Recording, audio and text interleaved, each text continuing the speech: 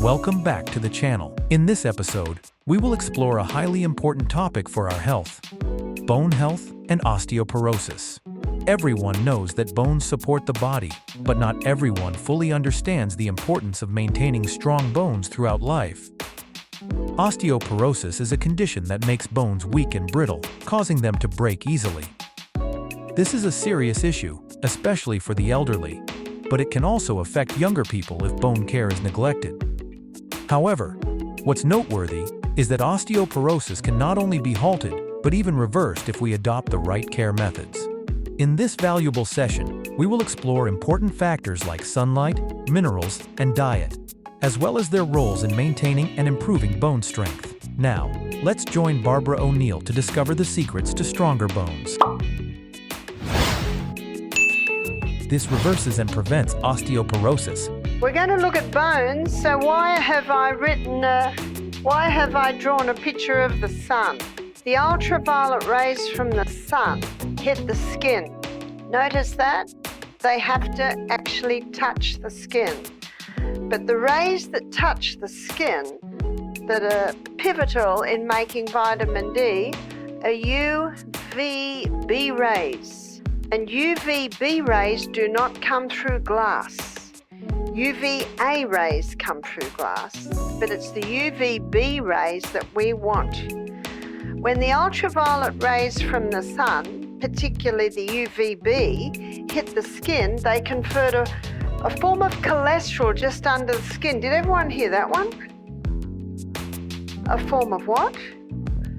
Cholesterol. Do you know what Dr. Malcolm Kendrick said in his book, The Great Cholesterol Con? And he's a cardiovascular surgeon, by the way. He said, for the first time, normal levels of a normal vital body substance is being called a disease. Ultraviolet rays, particularly UVB, from the sun hit a form of cholesterol just under the skin and convert it to vitamin D. And vitamin D is essential for the assimilation of calcium. And calcium is a very important part of the body. In fact, calcium is a very important part of the whole of life on planet Earth, and it's called the king. And because it's called the king, it's been misunderstood. Calcium's the king because when it gets in, all the other minerals piggyback on the back. And I've got some news for you. You might find it shocking news. Bones aren't made of calcium. Bones are made of 12 trace minerals and 64 minor minerals. So what are the 12? Calcium, boron, chromium, iron, magnesium, and manganese, and selenium, and silica, and sulfur, and potassium, and phosphorus, and zinc, and 64 trace, meaning 64 minor minerals. Now, understanding this, it's not rocket science, but what do bones need, students? Do they need calcium? Not by itself. So I've got some good news. You can save money by not buying any more calcium supplements. And the money you save, you can buy something that is one of the best ways to get salt into your body, or the minerals, which is Celtic salt. You might not know that refined salt, when it loses its minerals, is like salt that has lost its flavor. Refined salt no longer retains the important minerals and only contains basic components like sodium and chloride. This is similar to the industrial salt used to melt ice on the roads, while refined salt only provides about 20% of the nutrients humans need. The original salt crystals, which formed from seawater, contained many minerals, but they were bleached and stripped of many valuable components.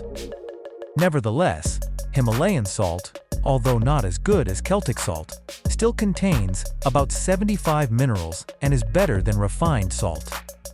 Although these salts are more expensive, when you consider their health benefits, they truly are a blessing. Additionally, we must emphasize the importance of essential minerals for the body, not just calcium. An interesting point is that our teeth, though just exposed bones, reflect the mineral health of our entire skeletal system. A healthy skeleton and strong teeth, not decaying, are signs of strong minerals and good nutritional balance. This highlights the importance of a diet rich in a variety of minerals. It not only helps prevent osteoporosis, but also boosts overall health. Mineral-rich foods such as greens, kale, and spinach, which contain many essential vitamins and minerals, play a vital role in maintaining and improving bone health. And dark green leafy vegetables are very high in these minerals. But to get all the minerals that we need, it's important that they be organic, because remember, the organic farmer, he works with the soil. And he works with the soil by encouraging the microorganisms in the soil. And it's the microorganisms in the soil that release the minerals from the dirt into the plant. That's why organic fruits and vegetables have a far higher nutrient content. So our skin needs to get the sun for our bones, because our bones need this vitamin D to be able to access particularly calcium, and when calcium gets in, all the other minerals are coming in as well.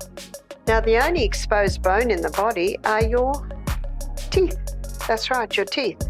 And how many people spend a fortune on their teeth?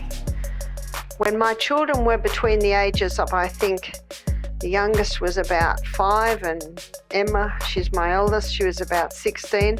I took them to the dentist. I thought maybe I should have the dentist look at their teeth. And the dentist said, "Your children's teeth astonish me."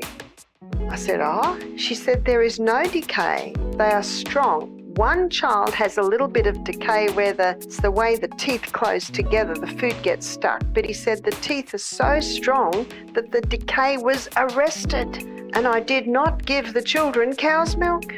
Cows get their minerals for their strong bones where? Grass. I've got some good news. You don't have to eat grass, but you can eat microgreens. You can eat kale. You can eat spinach, silver. And now, where would you consider here down south, Tennessee? So you've got two things we don't have: lamb's quarters and collard greens. Is that what you have? Yeah, we never heard of those things. But I have to tell you, I love them. And the good news is that when you cook the greens, you don't lose the minerals. Some people say, what about the oxalic acid? You know, it's more to do when a person's eating a high acid diet. And in my book, Self-Heal by Design, there's a chapter on the acid-alkaline balance in there.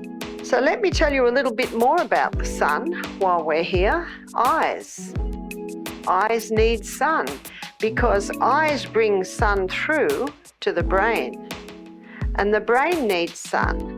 The ultraviolet rays from the sun go through neurochemical pathways, hit your pituitary gland, and that helps to bring balance back into the hormones. So that's where we again are looking at those 8 laws or 8 doctors of health or 8 laws of life.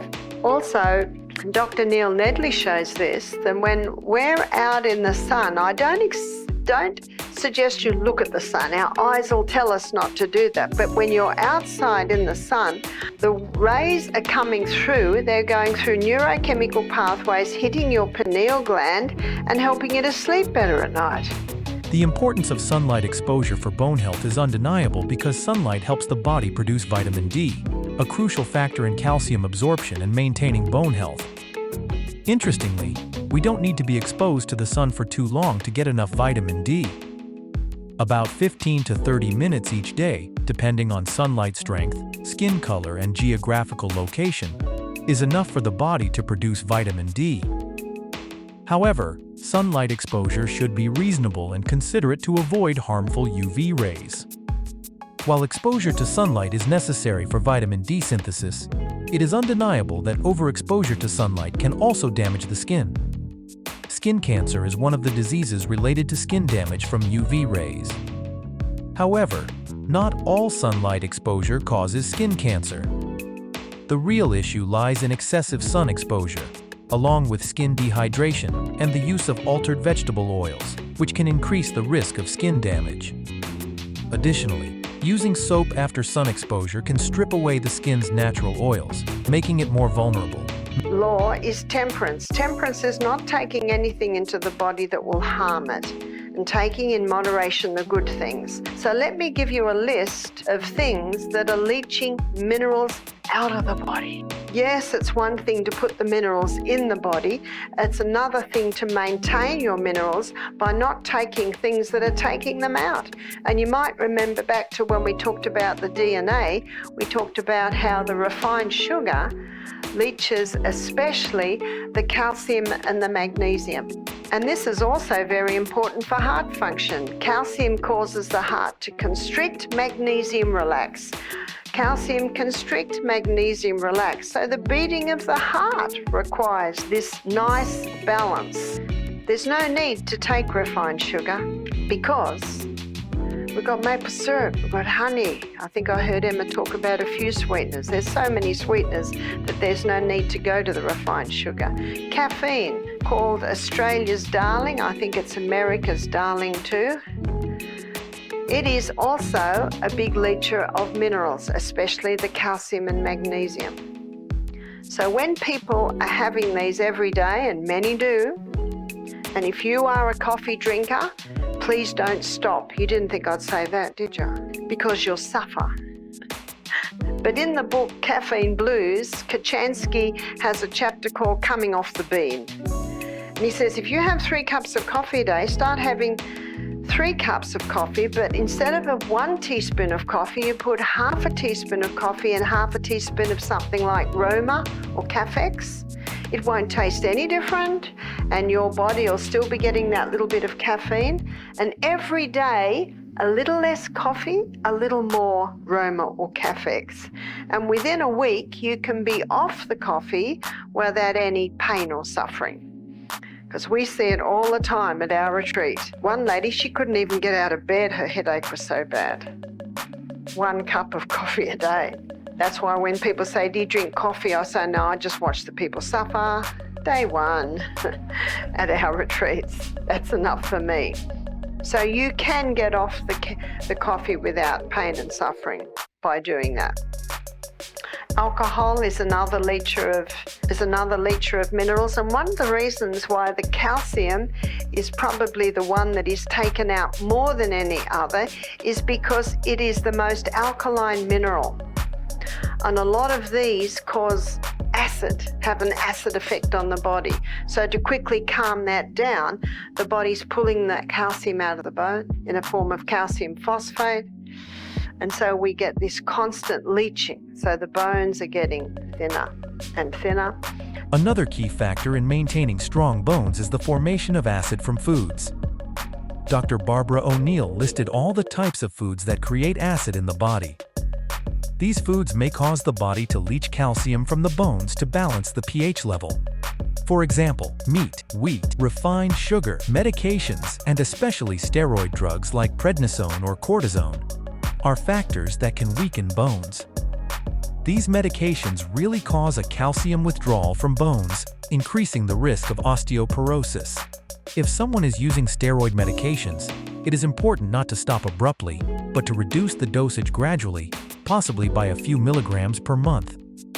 Stopping medication suddenly can trigger a crisis in the body, so this process needs to be done carefully and gradually. Also, carbonated drinks are a factor to avoid as they contain phosphoric acid, which can deplete minerals from the bones. Therefore, carbonated soft drinks are a beverage we need to completely stop consuming in order to protect bone health. Understanding how these factors affect the body is crucial for keeping bones healthy. Rest is a very important part of life. Must be a balance between rest and work. Remember the perfect mathematical formula? 8 hours to work, 8 hours to play, 8 hours to sleep. But the bones need rest. They need to be fully rested and revived every night. And a lot of bones aren't getting that. And the best exercise for strengthening the bones is rebounding. Strength comes by exercise. There's no other way. We know that about muscles, and we often only refer to muscles, but bones are also strengthened by exercise. And the bone strengthening exercise that is more effective than any other is rebounding. That's why best exercise for kids, get a trampoline. And if they've got a spare moment, where are they? On the trampoline. I've come to the conclusions people get old because they stop jumping. And that jumping is constantly going against gravity. And that's why it's such a powerful form of exercise. I read a book by Albert Carter, and he was I think it was an Olympian trampolinist, and he wanted to know why it had such an effect. And the only place he could find in the 1980s, 90s that did research on it was NASA. And NASA found it was the only form of exercise that prepared their astronauts for outer space, because in outer space, there's no gravity. And they found when their astronauts came back, sometimes they'd suffered 25% bone and muscle loss. That's a lot. So they discovered that trampolining before, they didn't lose as much, and trampolining when they got back restored them quicker than any other form of exercise. And if you're not used to the rebounder, which is a little trampoline, remember, just start with a health bounce. And if your balance isn't good, the rebounder will restore your balance, because our balance is set by the bottom of our feet and the fine mechanisms in our ear. And what rebounding does is it resets that. One lady said, well, every time I try and rebound, I lose a bit of urine. I said, well, empty your bladder before you get on. That's the best way, because that's the very exercise that will help strengthen your pelvic girdle and will also strengthen your urethral muscle, which sits inside your pelvic girdle. And I think I heard my daughter giving some very colourful descriptions on how to strengthen such things. So that's the best bone strengthening exercise. And the little rebounder is easy. A lady said, well, I won't buy one, we've got a trampoline. I said, yeah, but you'll never go out there. Have you noticed? You're gonna. That's real Australian, isn't it? We're gonna go out there, but you actually don't go out there. But if you've got a little rebounder and you've got to make an appointment with yourself, if you don't make an appointment with exercise, you will not exercise. This journey aims for better bone health, and the key point is to remember that your body has an incredible ability. The ability to self-heal and regenerate when provided with the right nutrients and care. If you found this information helpful, don't forget to like, subscribe, and hit the notification bell to receive the latest updates from us. See you in the next video.